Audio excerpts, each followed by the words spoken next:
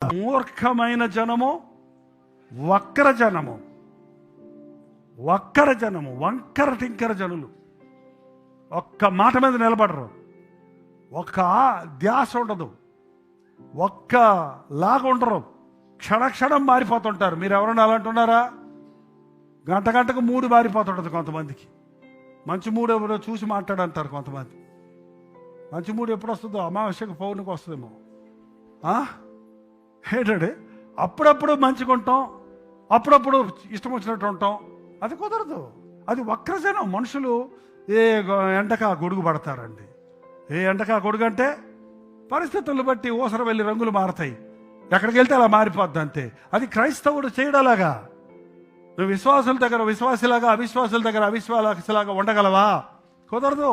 చర్చిలో భక్తి, ఇంట్లో భుక్తిలాగా ఉంటావా? కుదరదు. లోకంలో జడులు అలాగే ఉన్నారు. ఎమ్మతం సమ్మతం. ఊరికే అన్నానులే, మనం చేసుకుందాం. ఏంటండి వాళ్ళ మాటలు చూడండి. మాట ఇచ్చావు కదా, ఇచ్చాను ఆ టైంకి, ఇప్పుడు ఏంటంట అంటాడే. కానీ మాట ఇచ్చావు కదా అన్నది మనసాక్షి ఉండదే.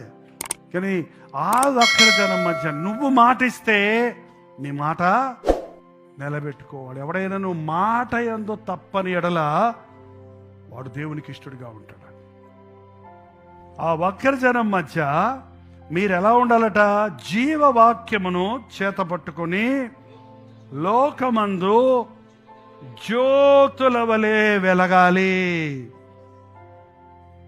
చీకటిలో ఉన్న జనులు తడుగులాడుకుంటున్నారు. ఏం చేయాలో తెలియదు, ఎలా బ్రతకాలో తెలియదు, ఎటు పోవాలో తెలియదు, ఏం జరుగుతుందో తెలియదు. గాఢాంధకారంలో చిక్కుకున్నోడికి పరవాన్నం అక్కర్లేదండి, భోజనం అక్కర్లేదు, ఆ సమయంలో పరుపు అక్కర్లేదు. ఏం కావాలి తెలుసానికి? వెలుగు కావాలి. నువ్వు జీవవాక్యమును చేతపట్టుకొని వెళ్తే వెలుగు చూడగానే వారి మనసులు తెప్పరిల్లుతాయి, వారి దారికి కనుగొంటారు, వారు సురక్షితమైన స్థలానికి చేరతారు. ప్రభు అంటాడు, ఈ లోకమంతా అంధకారములో ఉంది, లోకమంతా వక్రీకరించబడి ఉంది. ఈ లోకం మధ్య జీవము గల దేవుని సాక్షులుగా, సజీవమైన దేవుని మాట పట్టుకొని, వాక్యం పట్టుకొని మీరు జ్యోతుల వలె ప్రకాశించాలి, కనబడాలి. పౌలు అంటున్నాడు, ఈ సంఘంతో నాకు చాలా సంతోషంగా ఉంది. ఏంటండి, కొన్నిసార్లు కొంతమంది గురించి చెప్తుంటారు, మేము వారం మందిరానికి వెళ్ళేవాళ్ళమండి, మేము ఇలాంటి తప్పుడు లంచాలు తీసుకోలేమండి, ఇలాంటి అబద్ధాలు చెప్పలేమండి, ఇలాంటి దొంగ సంతకాలు చేయలేమండి, మేము యేసు ప్రభువుని నమ్ముకున్నామండి, ఇది మేము చేయలేమండి, ఇది మాకు కుదరదండి, ఇలా మేము ఉండలేమండి అని మీరు ఉన్న మాటను, దేవుని మాటను మీరు బతికి చూపిస్తే మీ చుట్టూ ఉన్న వారికి మీరు దేవుని బిడ్డలని తెలుస్తుందండి.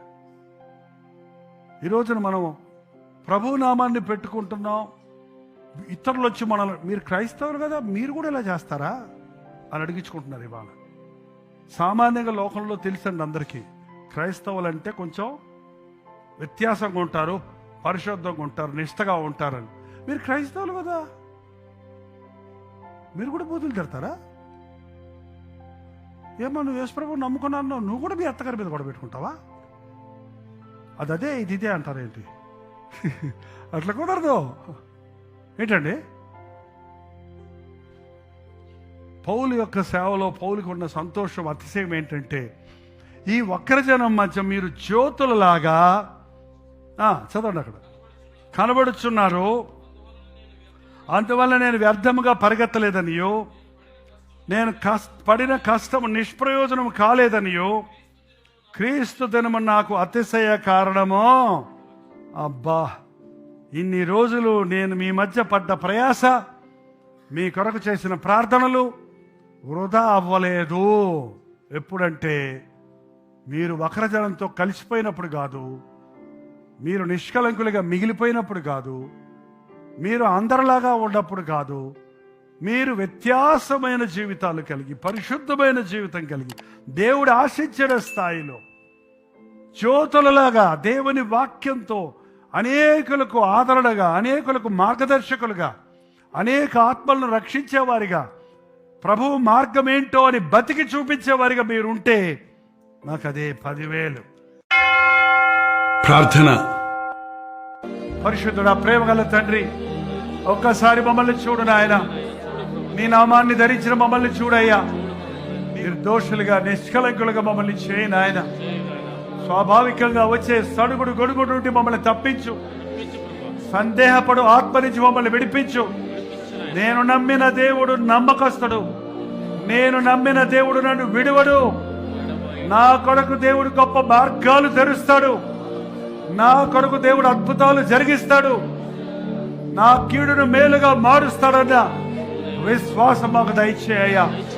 పరిస్థితులకు లొంగక, మనుషులకు లొంగక, లోకపు మాటలు విని లొంగిపోక, మా హృదయాన్ని, విశ్వాసాన్ని పాడు చేసే స్థలముల నుండి, మనుషుల నుండి, మాటల నుండి తప్పించుకొని తిరగడానికి నీ మాటలతో మా హృదయాన్ని నింపుకొని నీ సన్నిధిలో కనిపెట్టి నిర్దోషులుగా, నిష్కలంకులుగా నీ వెలుగును ప్రకాశింపజేసే జ్యోతుల వలె ప్రకాశించటకు మా ఒక్కొక్కరికి నీ సహాయం చేయమని యేసు క్రీస్తు నామములో అడుగుచున్నాను తండ్రి. ఆమేన్.